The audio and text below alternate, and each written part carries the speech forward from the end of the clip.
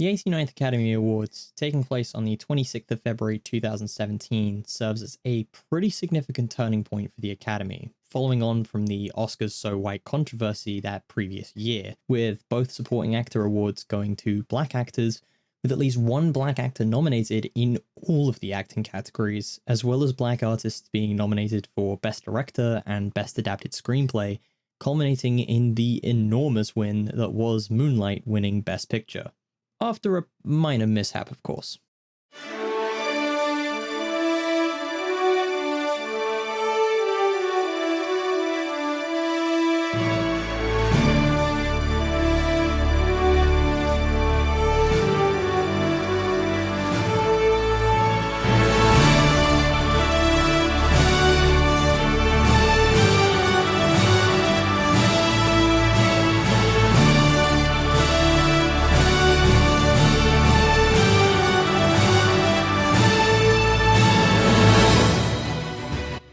I've got to say, this was honestly a pretty incredible year. I started out with a few of the weaker films this time around, and ended up saving the best for last in a few cases, and I even branched out a bit this time and explored some of the other nominees, namely in Best Original Screenplay, to really gauge some of the other competition for the 2016 award season. Which brings me to the topic of honorable mentions. In my previous video on the 2012 award season, I wasn't able to give a proper honorable mentions segment, so I listed off two movies that I really like that happened to have come out in 2012, and I didn't really want to do that again because I really liked highlighting the movies that didn't get nominated like I did in my video on the 2025 award season, and giving them their time to shine, so to speak. So, with the films I watched alongside the Best Picture nominees this year, I've picked three of them to give a special shout out to. The context of this honorable mention segment will be slightly different though, because this time around I'm going to pose quite a big question. You see, in 2016, only 9 films were nominated for Best Picture in a category that can have up to 10. So, for my honorable mentions, I'm going to determine which of these films I would have picked as that 10th nominee. This will be equal measures what I would have picked and also what I think the Academy would have picked, if the category had the full 10 nominees. Which is why these are also movies taken from the screenplay categories, barring one which only got a shout for Best Supporting Actor. The weakest to strongest format is still coming into play here when it comes to discussing the actual nominees, but it's also going to apply here for the honorable mentions, so we're changing the rules ever so slightly. And of course, as always, there is a spoiler warning in effect from here on out. I try to keep these reviews as spoiler-free as possible, but some stuff will likely slip through the cracks here and there. We all set? Then let's talk about our honorable mentions.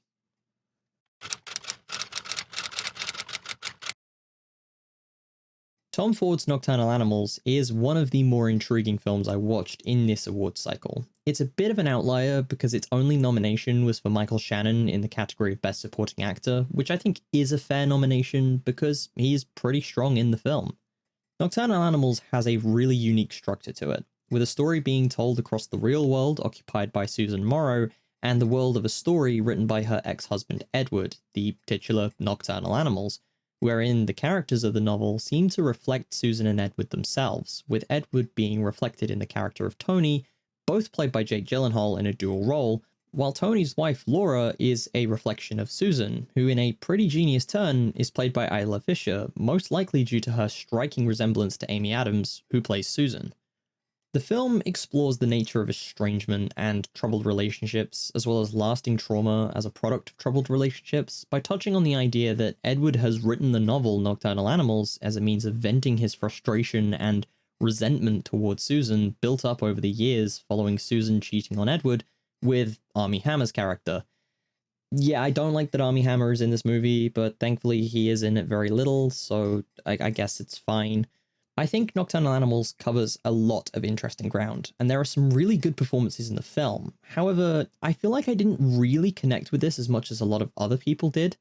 I was speaking to my friend Robin, who you should definitely go and check out if you like these videos, and they really love this movie, comparing my experience with it to their experience with One Battle After Another, saying that it was a film they could tell was really good, but didn't feel themselves connecting to in a way that other people had, and I think that sums up my experience with Nocturnal Animals pretty well. I'm giving Nocturnal Animals a 6 out of 10. and for a frame of reference, this would place it around 8th place on the actual list of nominees had it been nominated for Best Picture.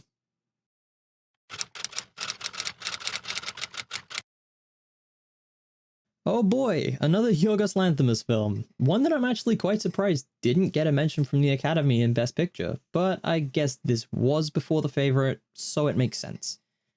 This is also probably the weakest Yorgos film I've seen so far, which, to be fair, is only the weakest of 2 films for now, so second place still isn't bad. I think The Lobster is a really interesting take on how society views relationships, as it focuses a lot on the very superficial aspects of love and companionship, all through the lens of Yorgos Lanthimos' very absurd sense of humor. And I had a pretty good time with the movie. Colin Farrell is always an actor I like to see, and he's not one I often see in leading roles when I choose movies to watch. He's normally in the background as a smaller supporting character, so it's nice to see him taking center stage for a bit. Ben Whishaw and John C. Reilly are also pretty funny additions here, as well as Olivia Colman, reinforcing the fact that she is quite literally in everything. I think The Lobster loses a fair bit of steam around the second half though. The first hour is pretty airtight, but I think the movie runs into some narrative issues once they introduce the loners and broaden the scope of the story into the wider world. I think the concept works better when isolated just to the hotel, and suffers slightly once it's kinda revealed that the hotel is just a smaller piece of the puzzle, so to speak. I think if you like some very obscure, very off-kilter humor, you're most likely going to enjoy The Lobster, but for me, I think it sits at around a 7 out of 10. I originally gave it an 8, but the more I think on it, the more a 7 feels right. I think in the list as a whole, The Lobster would probably sit at around 7th place if it had been nominated. For the record, I would also choose to be a lobster.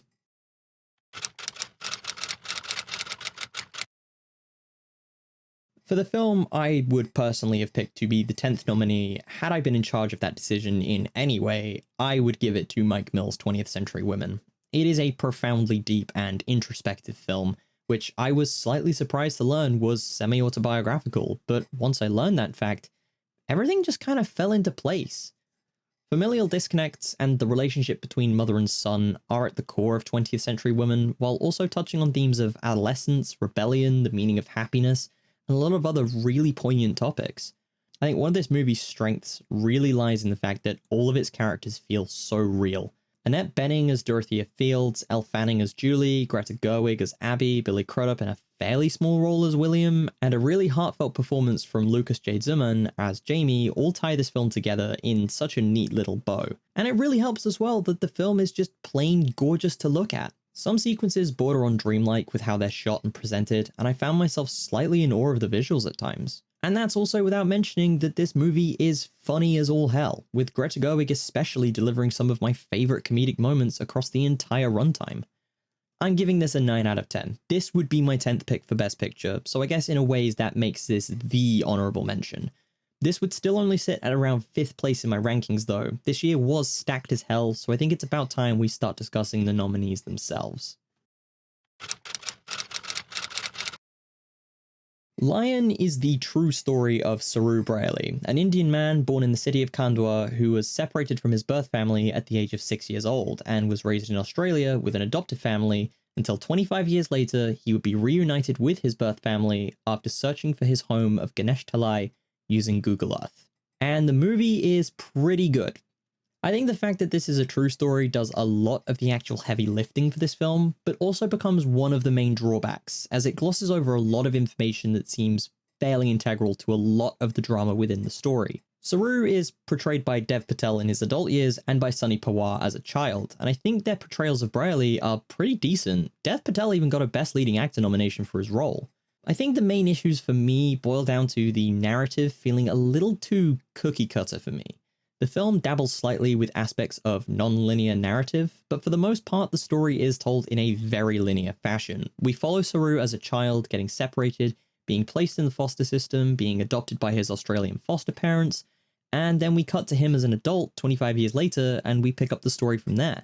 I understand that this movie is very much trying to be an account of these events, and presenting them in a linear fashion isn't strictly the wrong way to go about it. In fact, I think it's very much the most sensible way to do so. However, a big part of me does wish that director Garth Davis had pushed the boat out a little and tackled the story in a non-linear way. I think seeing Saru as an adult from the get-go and gradually learning his backstory along with the character of Lucy and having details revealed through the search would have been a more intriguing and engaging way for the story to unfold. There is also something to be said for the presence of Lucy, Saru's adopted brother Mantosh, and Saru's foster parents in the story, and how much of them is actually glossed over across the film's runtime. This isn't exactly a short film, sitting at around 2 hours, so I feel like there could have been more opportunity to expand on them a little, and how Saru's relationship to his adoptive family is really affected by his search for his true family, especially when a lot of the film's later runtime is dedicated to some fairly uninteresting melodrama. I will say I did like the performances in this movie quite a bit. I've already mentioned Dev Patel, but I also quite liked both Nicole Kidman and Rooney Mara, and the film is beautifully shot thanks to the creative genius that is Greg Fraser. I think overall, the film just left me wishing it had taken a few more creative risks that may really have paid off in the end product. I think if this hadn't been based off of true events, the filmmakers may have found they had more flexibility with the narrative, but that's not really something I can accurately comment on, as I don't and never will know the mindset of the creatives responsible for the film. Overall, Lion gets a 6 out of 10. It's a fairly enjoyable film for what it is, and the actual story of Saru Briley is a fascinating one, which I think the film does an okay job of presenting, albeit in a very straightforward and easily digestible manner. I genuinely can't believe we let this man back into Hollywood, dude. Like, what are we doing here? Mel Gibson's Hacksaw Ridge is another film based on a true story, this time the story of Desmond Doss, a World War II combat medic who rather infamously served in the Pacific Theater without carrying a weapon and earned the Presidential Medal of Honor for rescuing 75 wounded soldiers at the titular Hacksaw Ridge. And as much as I hate Mel Gibson, for so many reasons, I will admit that this is a pretty okay film for the most part. Andrew Garfield gives a really solid performance as Desmond Doss, balancing a more sort of awkward performance with Garfield's natural charisma in a really nice way, and I liked a lot of the supporting performances from Sam Worthington, Vince Vaughn, and especially Hugo Weaving as Doss's father Thomas. I also think that the first hour or so is really solid. It does a really good job of communicating how Desmond is as a character, and there is a very admirable quality to his dedication. There's also some pretty great scenes in the second half with Doss's rescue of the wounded soldiers at Hacksaw, including a really neat little scene of Desmond treating a wounded Japanese soldier, which I think communicates his compassion really well. I do think that a lot of the war scenes get really mind-numbing though. I can only take so many explosions and gratuitous death scenes before I start to get put off. And yes, I am saying that as a fan of the Michael Bay Transformers movies. You die! What of it? The other main things holding this movie back for me are the historical accuracy and also some of the deeper themes. On the historical accuracy side, the film does gloss over Doss's involvement in a couple of other key battles, namely the Battle of Guam and the Battle of Leyte, both taking place in 1944, while the events of Hacksaw Ridge in actuality took place over the course of about 3 weeks, as opposed to the 2 days that the movie portrays. There is also the massive elephant in the room, which is all of the religious theming. I understand fully that religion and Desmond Doss's beliefs as a Seventh-day Adventist are very much at the core of Desmond Doss's story, and leaving them out of the film entirely would have been a gigantic misstep. However, I do wish that these themes and ideas had been presented by almost any other filmmaker than Mel Gibson. Seriously, I hate Mel Gibson with a burning passion. I do not enjoy this man's work, and I do not like him at all. Hacksaw Ridge is getting a 6 out of 10. I will say that this and Lion are fairly interchangeable with where they'd be on the bottom of this list, and I think given the current rankings, I'd place Nocturnal Animals above it, but I'm going to stick it here for now, because I think that it is a very well-made film on a technical level, and was arguably more visually and thematically interesting to me than Lion was.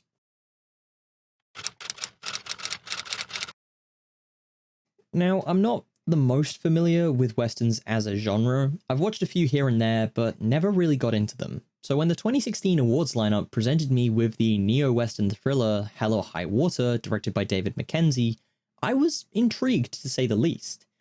The film takes an interesting direction by effectively being a heist film without a big heist set piece as its crux, but it still has some fairly entertaining sequences that give it a true Western feel, mainly anything surrounding Ben Foster's character Tanner.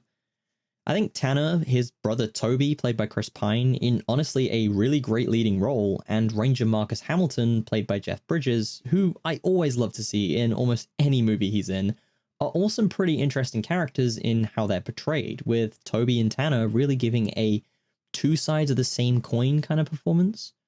I think the film does have its issues, mostly with the pacing and also some of the dialogue choices. The film kind of drags around the middle and the plot can get a little buried at times underneath some of the action scenes.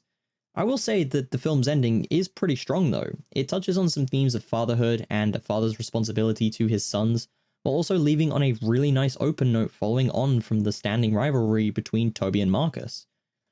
The thing with this film is that it's just kind of here. Like, it's had no real staying power in my mind aside from, yeah, the movie is pretty good.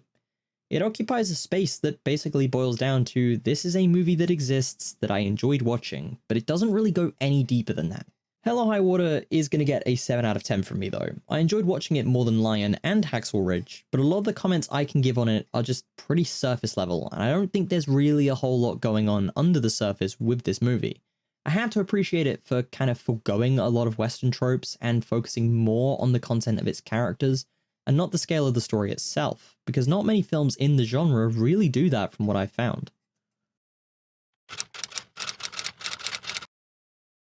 The space race is genuinely a fascinating era of history, with a lot of really interesting stories to be told, taking place over the span of a mere 10 years or so.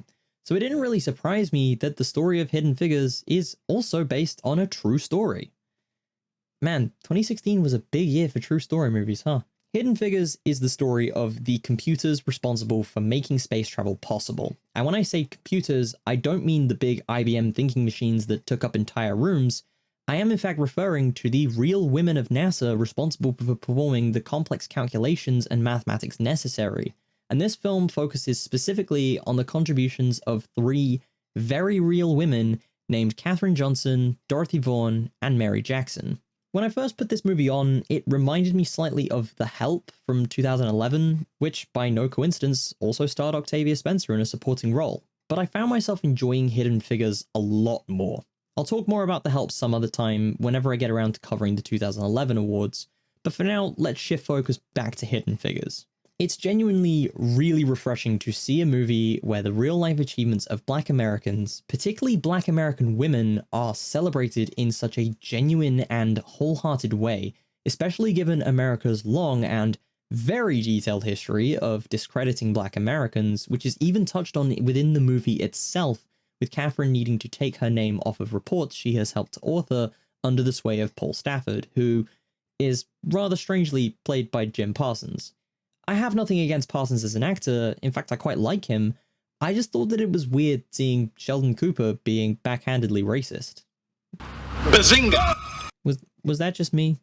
Anyone else? No?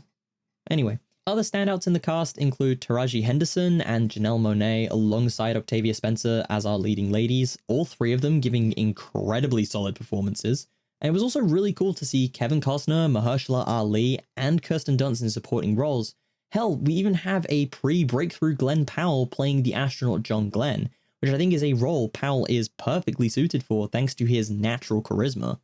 I'm going to give Hidden Figures a 7 out of 10. It's not perfect on account of a few issues with the pacing and a few things dragging at times, but it's a good watch, and it uncovers a part of the space race that I wasn't too familiar with going in, and one that I think should be uplifted more. We wouldn't have made it to the moon without the talents of these extraordinary women, and that should be celebrated.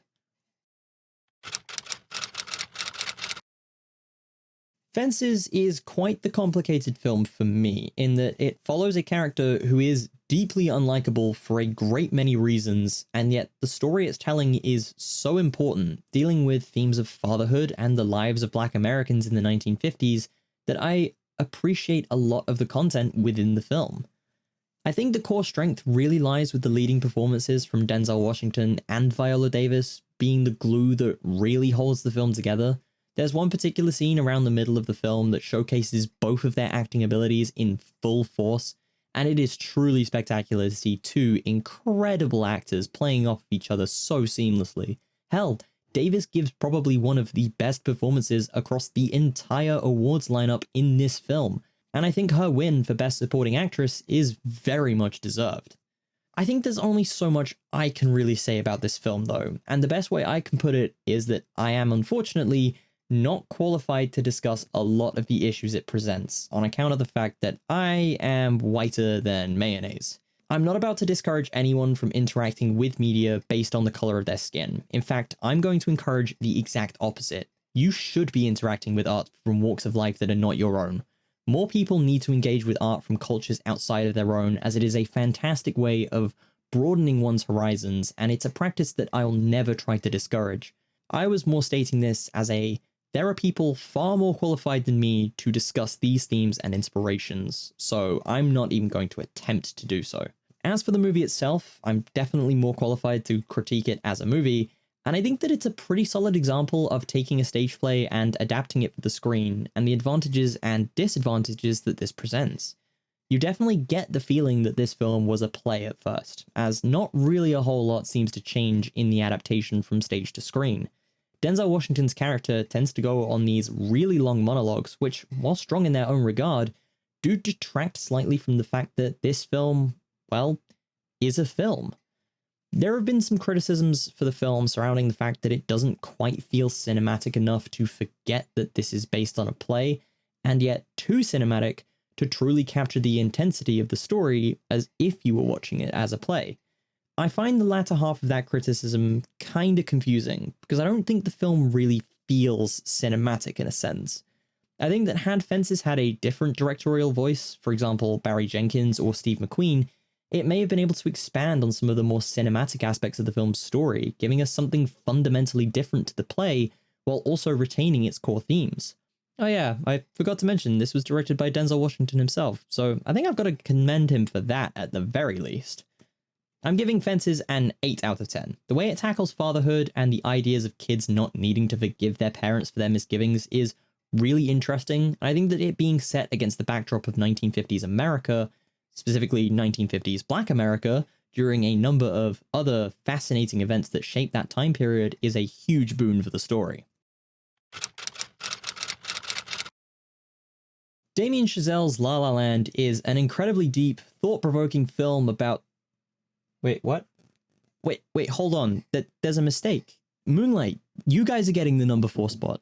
This is not a joke. I'm afraid I read the wrong thing. This is not a joke. Moonlight is getting the number 4 spot on this list. All joking aside, it is incredibly close between these next 4 films that any one of them could have taken the top spot on this list, which is a decision that became ever more difficult when I actually got to picking the top spot itself. I'll go into more of that later, but for now, let's talk about Moonlight. Moonlight is such a beautiful cinematic experience that I think my words won't really begin to do it justice. It's really a film that needs to be experienced firsthand. The film touches a lot on themes of masculinity, specifically black masculinity, which, like with Fences, I don't really feel qualified to go in depth about. I can, however, comment on the way that masculinity here intersects with vulnerability, and how masculinity becomes something of a front to disguise vulnerability.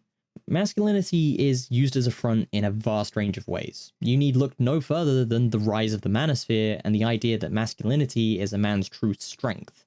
This idea is explored fantastically in Moonlight, as we follow Chiron through 3 key stages of his life: his childhood, his adolescence, and finally into adulthood.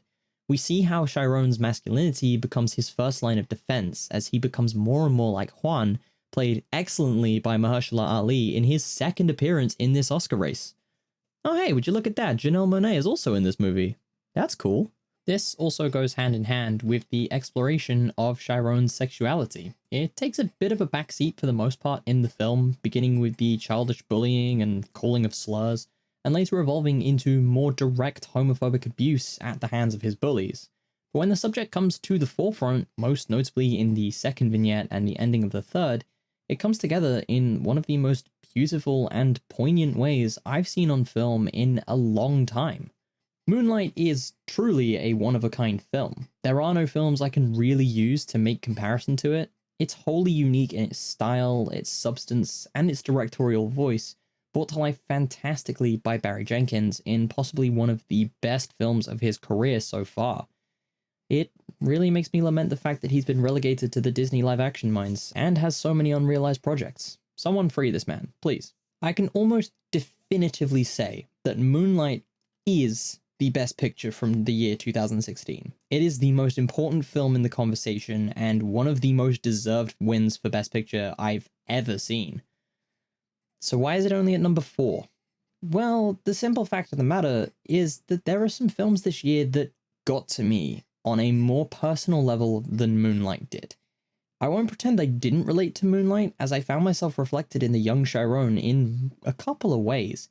But the other 3 on this list are just films that made me feel so much more emotional than Moonlight did. Moonlight is still getting an emphatic 10 out of 10 though. It is a gorgeous cinematic experience, and a film that I think so many people will be able to find even a small part of themselves in. Truly a deserved win for Best Picture. Few films over the past few years have ended with me on the verge of tears, and Kenneth Lonergan's Manchester by the Sea has joined that club. There are a lot of films in the runnings that touch on the themes of fatherhood in the 2016 award season, but Manchester by the Sea kind of takes a unique turn by shifting the focus from a relationship between father and son to the relationship between a man taking the responsibility of acting as a father figure to his nephew after years of near estrangement following a tragic accident. And when I say this movie takes some unexpected turns, it really takes some unexpected turns. Casey Affleck's performance in this movie takes on a whole new meaning after a flashback at around the midpoint, as you really begin to see the tortured nature of his character, and the way his relationship with his nephew evolves over the course of the film is equal parts heartwarming and gut-wrenching. There's something so brutally real about this film, right down to how it looks and how lived in the world of the film truly feels. I think the choice to make Patrick something of an unlikable character in some roundabout ways makes him more relatable. At his core, he is a 16-year-old kid trying to make his way in the world and figuring out his place, with everything turned upside down by the rather sudden passing of his father, something we see affecting Patrick at a very slow, very realistic pace. To talk about this film and why it truly affected me the way that it did, I have to get very personal for a moment. It's taken me a few days after watching to fully compose my thoughts as to why this film got to me so much, so here it goes. I remember back in 2020, the year that everything went wrong, I lost my granddad. It was only really around 2024 that I really started to feel the grief of losing someone so close to me, and he was a very positive role model for me and one of the biggest influences in my life in a lot of regards. So the delayed nature of my grief really surprised me, but seeing it reflected in even a small capacity in this film really got to me, in a good way. I don't think that you need to have experienced grief in the way that I did to really feel the impact of this film, but I can't deny that it's probably one of the big reasons why this film affected me the way that it did, and why it's had so much staying power in my mind. It's a beautiful expression of grief and of coping with loss at a fragile time in one's life, and a deeply emotional, introspective look into how grief can affect people in different ways, while also exploring familial bonds. I'm giving this film a 10 out of 10. Prepare yourself to be emotionally destroyed by this film, but try to take solace in the fact that this film does also have some really heartwarming moments to kind of send you on your way. It's like getting your heart ripped out, curb stomped, and then given a band-aid and a little kiss to make up for it. Okay, all jokes aside now, this is actually where I'm going to talk about La La Land. Damien Chazelle is a director I was always kinda enamored with, following on from the astonishingly excellent film that is Whiplash, so it kinda amazed me just how different La La Land ended up being while retaining Chazelle's affinity for jazz music. It really goes to show his range as a director. La La Land is a beautifully optimistic film, set against an incredibly vibrant backdrop, elevated by some truly incredible music and dance sequences. At its core, the film is truly about following one's dreams and the importance of seeing them realized. The entire time, we want to see Seb and Mia, our two leading characters, succeed in everything that they set out to do, and you begin to see each of their turmoil as they begin to see their dreams slipping away from them. Both Seb and Mia are given a great deal to their characters. Both are passionate creatives, striving for greatness in their own forms. Mia becoming a successful actress, and Seb owning his own jazz club. Throughout the film, we can see their dreams slowly becoming realized. Seb joining a jazz fusion band and becoming a successful musician, and Mia writing her own one-woman show. But the facade begins to slip as both characters realize that this is not what they truly want, and that they need to follow their dreams wholly and truly. Great sacrifice seems to be a very prominent theme across Chazelle's works, but La La Land takes it in a very different direction to Whiplash. With Andrew Neiman's success in Whiplash, it's a much darker realization of his dreams, while La La Land takes a more optimistic approach, leaving off on an incredibly bittersweet note. You see Seb and Mia meet again for a time, the first time presumably in years since they've seen each other, and you see, in real time, both characters coming to the realization that they were never meant to be. It's a sobering reminder of how it can sometimes take great sacrifices to truly discover oneself and realize your full potential. The film could have chosen to use a much more outwardly happy moment of reunion for these two characters, having them reconciling their relationship and starting things anew. But the film, so rooted in dreams, takes a far more realistic approach. The two characters share a look, and the film leaves as Mia leaves the jazz club, with both Seb and Mia leaving each other behind one final time. La La Land, to put simply, is an enchanting film. It feels like a slice of old Hollywood brought right into the modern era, accompanied by such a meaningful story and entertaining characters that I am truly in awe of it. I'm giving it a 10 out of 10. You can fight me in the comments if you really want to, but I am unashamed of my love for this movie. I've got a feeling that this is a pretty controversial one. I don't know though, I might be wrong. Now, I want to preface and say that the choice between this and La La Land for the top spot was so incredibly difficult for me to make a definitive decision on that it could have even changed during the writing of this video. I slept on it, I changed the rankings around a few times, but finally I settled on placing Denis Villeneuve's Arrival in the top spot on this list. Hell, I was even considering restructuring the list slightly and making this a tied first place. That's how close in quality I feel that these two films are. Arrival feels in a lot of ways like my generation's 2001: A Space Odyssey. It's not quite a sci-fi epic, but it has an incredibly grand scale to it, accompanied by a really unique take on first contact with aliens by focusing on linguistics and the structure of languages and how we as humans perceive language. That's also without mentioning just how unique a take this film has on the aliens themselves. Seriously, the design of the heptapods is really cool, and I love how they communicate throughout the film. I think the thing that just edges this over La La Land for me is just the sheer amount of staying power that Arrival has had in my mind since I watched it for the first time. And that's thanks in a lot of ways to one key line towards the end of the film. If you could see your whole life from start to finish, would you change things? The line by itself is already a deeply poignant and thought-provoking one, bringing forward ideas of self-reflection and the questioning of one's own existence, but it takes on a whole new depth of meaning when put into the context of the film. This is where that spoiler warning from earlier comes into effect in full force. I won't reveal every detail, so that those of you who haven't seen the film can remain relatively unspoiled.